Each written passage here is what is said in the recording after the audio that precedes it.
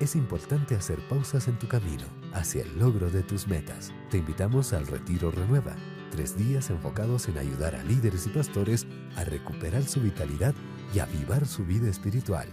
Encuentra más información en retirorenueva.com. Transforma tu enojo en gracia. Y una de las historias que a mí me encanta traer a mi corazón y reflexionar es la de un personaje en la Biblia y en el Nuevo Testamento, y en particular en la historia de la Navidad, al cual no le dedicamos mucho pensamiento, porque obviamente el protagonista es Jesús y María es María, pero José se queda en la penumbra. Es casi así en la historia bíblica, no hablamos de él excepto en el día, el momento en que Jesús nace y poco tiempo, unos años después, cuando lo llevan al templo, y se acabó. Pero José tiene una participación de la cual aprendo al respecto de cómo es que reaccionamos cuando las cosas no salen como habíamos planeado. Aprendo de él cómo es que manejamos cuando los demás no cumplen las expectativas que yo tenía. ¿Cómo reacciono y cómo manejo eso? José es un ejemplo de eso para mí. Y en esencia de cómo transformar el enojo en gracia. La frustración en gracia. Porque bueno, vamos a ser sinceros. Particularmente en el caso de los hombres, vamos a hablar de hombres y mujeres un momentito, vamos a hablar de los hombres, no de las mujeres, pero de los hombres. Los hombres respondemos a la frustración y a la sorpresa casi siempre con enojo. Es algo muy pegado a nosotros. La manera de resolver lo frustrante conmigo o con las personas a mi alrededor suele ser muy a menudo a través de enojos, y al punto de que algunos de nosotros manejamos una crisis de ira, una ira que no sabemos controlar, y por eso hay violencia doméstica, y por eso cuando no hay violencia doméstica hay por lo menos el tema de que nuestros hijos y esposas tienen que lidiar constantemente con nosotros porque nos enojamos y no sabemos cómo manejar el enojo, ¿no? Y yo me encuentro con que si repasas la historia de José, a José las cosas no le fueron como él planeaba en la historia romántica de la Navidad. En esa historia las cosas no salieron perfectamente, cambiaron mucho. Dice el Evangelio, si me acompañan a leer en Mateo capítulo 1, dice: el nacimiento de Jesucristo fue como sigue. Estando su madre María comprometida para casarse con José, antes de que se llevara a cabo el matrimonio, se halló que había concebido por obra del Espíritu Santo. Yo quiero que subrayen ustedes, yo sigo pensando en lo bueno que nos haría volver a las Biblias impresas, a traerlas a la iglesia y rayarlas. Y los que tienen su celular o pueden escribir sobre él, subrayen eso: se halló. Se destapó algo, se filtró una información de que María estaba embarazada. Y claro, Mateo, que está siendo guiado por el Espíritu Santo, pero que fue muy cuidadoso en cómo registrar la historia, claro, él de inmediato dice: se halló que estaba embarazada por obra del Espíritu Santo, pero la gente no sabía eso. Ni tenían por qué saberlo. Nadie iba a creerlo de todas maneras, ¿no? Entonces José, su marido, siendo, y subrayen esto y presten atención a estas palabras, siendo un hombre justo y no queriendo denunciarla públicamente, quiso abandonarla en secreto. En otras palabras, quiso cancelar ese contrato de matrimonio sin hacer mucho aspaviento. Pero mientras pensaba en eso, y voy a parar ahí, ¿no? Cuando veo esta sorpresa con la que le sale la historia de la Navidad, que no tiene sonido de ¿cómo se llama? De campanitas, ni renos, ni nada. En este momento es cruda y fría. Un hombre completamente enamorado de una chica que se va a casar con él. El arreglo fue hecho ya, sea por padres o sea por decisiones también de ellos. El tema es que todo está listo, la boda, las invitaciones salen, todo el mundo está esperando el gran día y sobre todo José. Y le sale María embarazada. Y si hay algo que muestre mejor que ninguna cosa de qué estamos hechos los seres humanos, si hay algo que revela cómo somos en esencia, es este tipo de sorpresas. Cuando las cosas te salen al revés, cuando las expectativas que tenemos en alguien no se cumplen, ahí sale afuera lo que somos, lo que creemos en realidad. Y José enfrenta una tremenda desilusión al respecto de sus planes de vida. Y entonces, ¿qué cosa? A ver, ponte un minuto a pensar, ponte en los zapatos. Algunos de ustedes están recién casados, no voy a volver a ver a nadie. Y contaron los días y los minutos. Y finalmente sucedió, gloria a Dios. Tremendo, ¿no?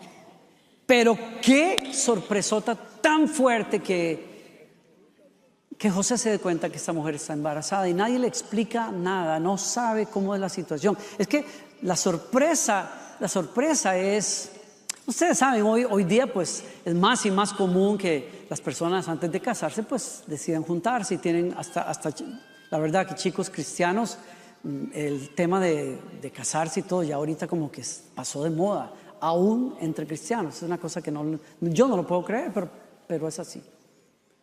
Pero es una cosa, hagamos de cuenta que a José le robaron la fiesta del gender reveal. ¿Ah? ¿Se acuerdan de eso? Todos los planes y toda la cosa y que no sabemos de qué color van a estallar qué va a salir de esos globos, por ejemplo, perdonen la palabra, todas las vainas que la gente inventa para venir con la bendita noticia de que si es niño o niña, o sea, esa parte se la robaron a José, le robaron la sorpresa a la esposa que viene con la prueba recién del baño y le dice, mira, o sea, mi esposa me dio una sorpresa así. Yo no me acuerdo cómo fue, mi amor. Ustedes tienen mejor memoria, pero me acuerdo. Traté de buscar la foto y no la encontré. Mi esposa fue muy detallista y se trajo la prueba y la puso en alguna parte y decía algo de daddy, no sé qué. Y yo así como, ay, qué raro. Okay. En serio, yo me quedé así como que me tomó 30 segundos lento el hijo, ¿verdad? Mi hijito lentico. Oh, wow, ¿y esto? ¿Cómo que? ¿Por qué? ¿Daddy quién? Y ella así como, ¡ah! Pero bueno, o sea, es parte de la cosa. Yo casi me muero, yo casi me deshago ahí. Qué cosa, qué increíble. Pero a José le robaron eso. Le robaron eso. Le robaron las ilusiones, lo pusieron a rascarse la cabeza y decir, ¿qué hago ahora? ¿Qué hago? Esta chiquita, esa cara de buena gente y de santica, ¿qué fue lo que pasó aquí? Si yo pasamos, pero miren, eso es todos los días nos vemos y por teléfono y celular. Y usted sabe cuando la gente está enamorada, se acaban de dejar en la casa de la novia, se va media hora y otra vez, ¿cómo llegaste? ¿Llegaste bien? Sí, ¿no te pasó nada de camino? No, mi amor, ¿hace frío? ¿Hace calor? ¿Sí? ¿Ya te pusiste la pijama? Ya vas a ver, o sea, ese enamoramiento bobo que nos da y entonces, ¿y cómo fue? Bueno, mi amor, que del baño a la cama no te caigas, no te pase nada, mi amor. Es una cuestión, un cuidado, una cuestión cada minuto y cada segundo. ¿Y ahora qué estás haciendo? No estoy en el baño. Bueno, mijo, ahí te dejo. Que te vaya bien, en fin, pero no hubo eso. No hay eso, hay una cuestión de ¡qué desilusión! Y José se enoja. Yo quiero que ustedes observen que la Biblia dice, en el verso 20, la historia dice, mientras pensaba en esto, Mientras pensaba, la palabra que se usa en el original para esto de pensar tiene dos posibles traducciones. Una es mientras cavilaba, pensamiento profundo de entrañas, de sentimientos, de ahí revisando la situación. Pero otra posible traducción es se enfadó y se enfadó muchísimo.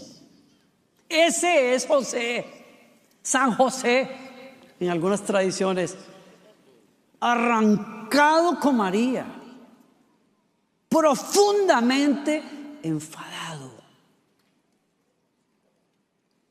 Esa misma palabra que se usa aquí es la palabra que los evangelistas usaron en el Evangelio de Lucas cuando Jesús se levantó por primera vez a leer los escritos de Isaías, que hablaban del Mesías, y cuando terminó de leer aquello, le dijo a la gente, ustedes saben, a los hombres que han estado con él toda la vida en Nazaret, que lo conocen desde que era un mocoso, cerró los rollos y dijo, esta escritura se ha cumplido delante de ustedes hoy. Y les dio una clase de rabia que quisieron apedrearlo. Esa es la rabia, o ese es el enojo del que estamos hablando acá. ¿Sí? Ya más o menos la tenemos. Como cuando en el libro de los Hechos dice la Biblia que Pedro, ya después del que vino el Espíritu Santo, la iglesia en Jerusalén está creciendo y tal, y Dios le da una visión a Pedro en donde le invita y le dice que él tiene que ir a visitar a unos gentiles, y Pedro se queda craneando, dice la Biblia, esta palabra, la misma palabra, cavilando, diciendo, pero ¿qué es esto? ¿Pero quién? No, como dirían por allá en la costa, ¿qué es esto?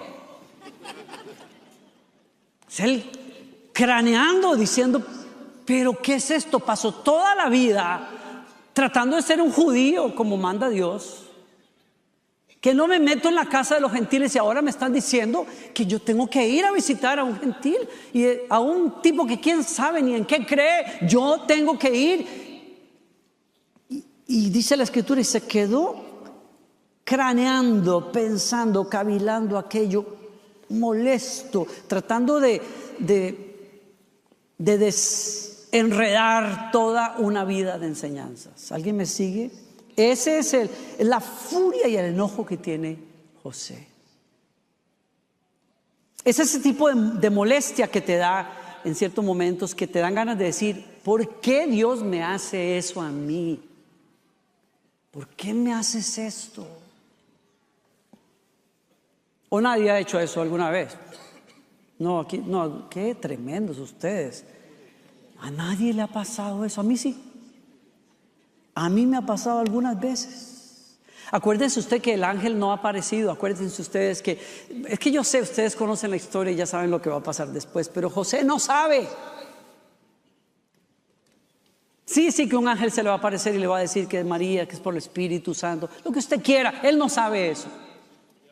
Él está tratando de resolver y toma una decisión.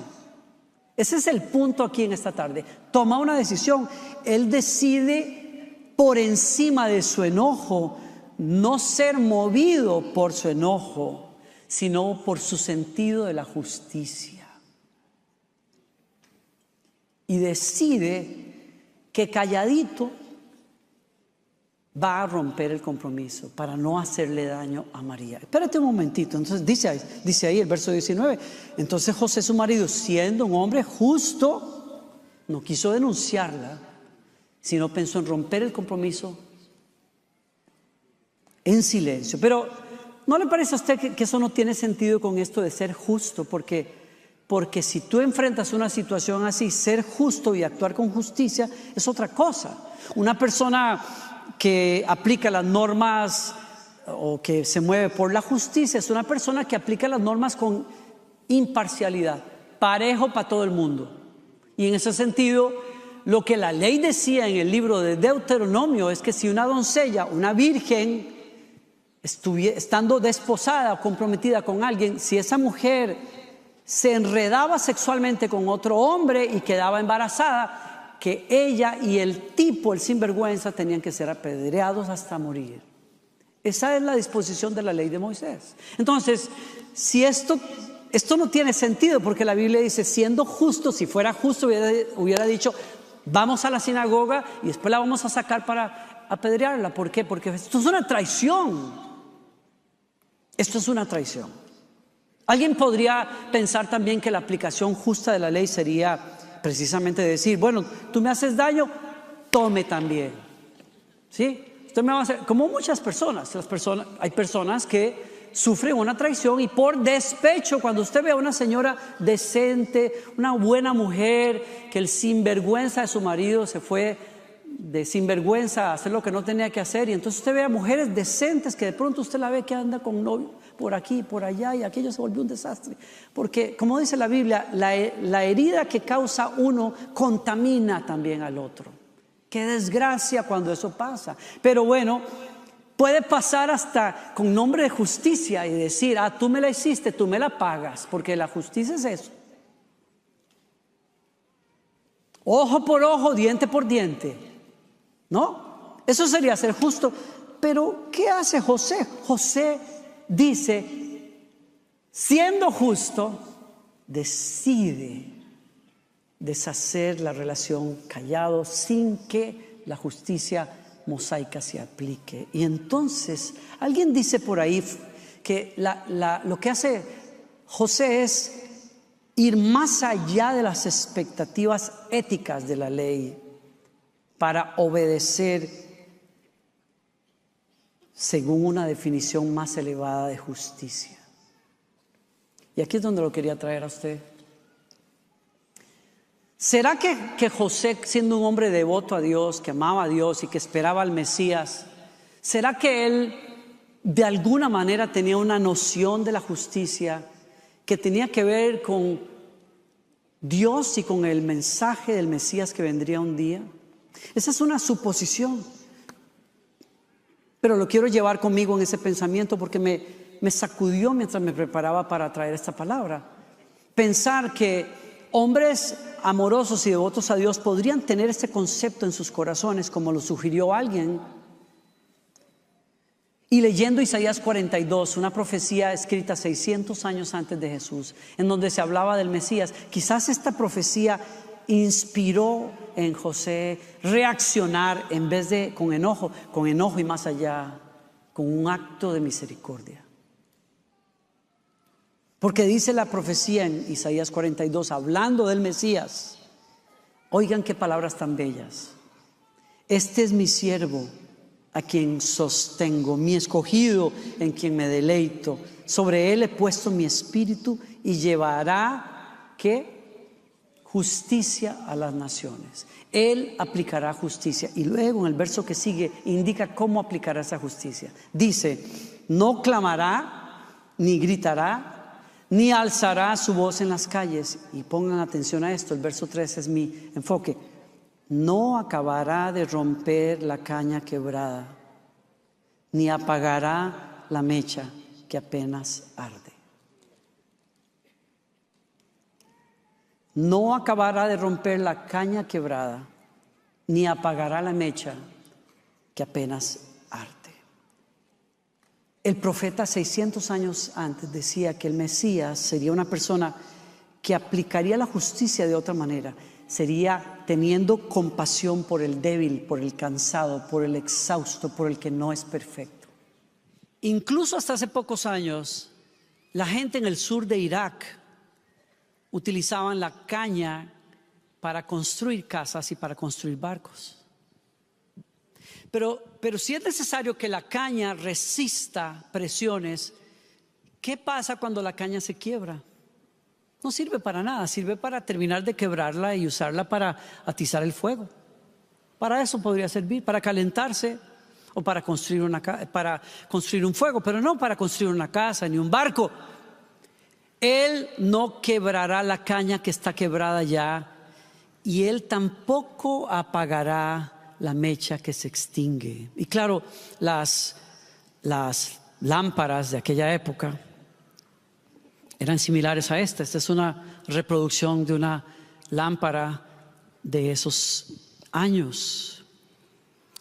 Se usaba el aceite de oliva para alimentar la mecha que estaba en un extremo, Y claro, como la mecha va a arder hasta que el aceite se acabe, cuando el aceite se acababa, incluso había el peligro de que este mechón, lo que quedara de él, se despegara y cayera en el suelo, y entonces la gente le ponía estas lámparas en un plato con un poco de agua por si acaso, para evitar un incendio, un daño, de que cuando ese mechón estaba por extinguirse no se cayera al suelo y causara un daño. Pero la imagen del profeta es poderosa. El Mesías tendrá una clase de manera de ejercer la justicia en la que aun cuando el mechón esté por extinguirse, sea tan débil como para sostener el fuego, Él no terminará de apagarlo.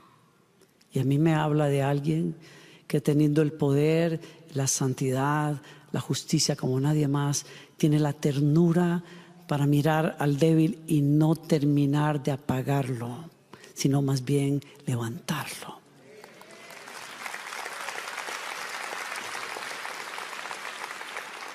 Y aquí tengo a un José que de alguna manera abraza esa dimensión de justicia y me enseña a mí que en momentos donde las personas me quedan mal, en momentos donde las personas me desilusionan y se quedan cortos, en momentos en que la vida me sale con sorpresas, más allá del enojo, porque tengo enojo, voy más allá y ejerzo la justicia que tiene misericordia de una persona que falla, de una persona que cae, o de una persona como María que es vulnerable, que si José la abandona, es posible que la comunidad donde esa mujer creció la apedree. ¿Qué momento en la vida de una mujer esa mujer es más vulnerable que cuando está embarazada? ¿Qué momento es más vulnerable que el de una persona, de una mujer que espera a su bebé? No creo que haya otro momento en que una mujer provoque más el cuidado de una persona que está en sus casillas. No creo que exista otro momento, y yo no creo que exista un momento en el que yo no sintiera mayor ternura hacia Gloriana, precisamente por el estado en que ella estaba durante el embarazo. Y José abrazó tener misericordia y abrazó sostener su enojo y abrazó hacer algo justo, pero una justicia que es divina, que restaura al que cae, que abriga al que está vulnerable, que cree más allá del enojo y confía en el Señor. ¿Alguien me sigue aquí? Su decisión lo que me mostró a mí es una valentía, un carácter, una fe en Dios, una fortaleza que es digna de que la imitemos. Y aquí es donde la decisión de él es respaldada por la gracia de Dios. ¿Por qué? Porque cuando se duerme esa noche, si es que pudo dormir algo, cuando él se queda pensando en medio de su enojo y su frustración, ¿qué voy a hacer? ¿Cómo voy a hacer esto? ¿Cómo puedo librar a María de algo terrible y a la vez deshacerme de María? El ángel del Señor se le aparece en un sueño y la ayuda viene del cielo, porque así hace Dios con las personas que escogen hacer lo que es correcto, aunque no sea fácil. Y el ángel del Señor se le aparece a María y le dice: no temas de recibir a María y lo que trae, porque lo que trae es obra del Espíritu Santo, y nacerá ese niño y le pondrás por nombre Jesús, porque él salvará a su pueblo de sus pecados, incluso de los tuyos. Y díganme si eso no es digno de alabanza. ¿En cuántas situaciones estarás hoy donde lo que quieres es bendecir a alguien en el nombre de Jesús, imponer manos? Y lo que Jesús te llama es: echa mano de esa justicia que no quiebra la caña, que ya está quebrada, ¿Y por qué no levantas a esa persona? ¿Y por qué no extiendes misericordia otra vez? José me lo ha recordado y he reflexionado sobre esto de la gran necesidad que yo tengo de caminar en esa justicia, de manejar el enojo de otra manera, de manejar la frustración de otra manera. Y yo creo que en esta tarde Dios te invita, me invita a que seamos como nuestro Salvador y que echemos mano de la ayuda del Espíritu Santo, como le envió el Señor ayuda a José para decirle: ¿quieres ser parte de mi plan? Pasa por encima de tu enojo y vuelca tu enojo en gracia y sé parte del plan que yo tengo para el mundo a través de Jesucristo. Qué bueno que yo sé que tenemos oídos y corazón para escuchar esta palabra, porque yo creo que hay relaciones que se pueden restaurar, hay asuntos que se pueden resolver, hay relaciones que pueden ir a otro nivel si abrazamos esta palabra y caminamos en este ejemplo que la Escritura nos da hoy. ¿Quién dice amén a eso hoy? Miren, termino acá. La Biblia nos da el ejemplo, hablando de cómo es el reino de Dios, de Jesús contando la historia de un padre de familia que decide invitar a sus amigos a una cena. Y cuando los siervos vienen de regreso para contarle cómo han entregado las invitaciones, todos vienen con excusas que la gente le dio para no ir. Uno le dijo: tengo una yunta de bueyes nuevas, estoy trabajando. Otro le dijo: me acabo de casar, no puedo ir, y etcétera, etcétera, etcétera. Y cuando el señor de la hacienda escuchó aquello, se indignó, se enojó. Pero en vez de usar el enojo para retribuirle a esos ingratos que no le aceptaron su invitación, le dijo a los siervos: váyanse por las calles, por los callejones, detrás de los arbustos, donde sea.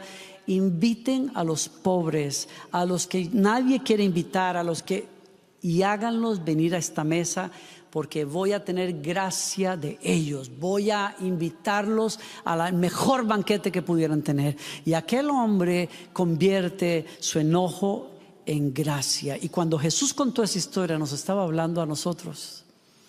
Estaba hablándoles a los judíos, por supuesto, a quienes la invitación de venir al banquete fue primero, pero no la aceptaron. Y entonces Dios invitó a los que nadie iba a invitar, a los gentiles, a los que no tenían parte en el reino, aquellos a los que nadie iba a apelar.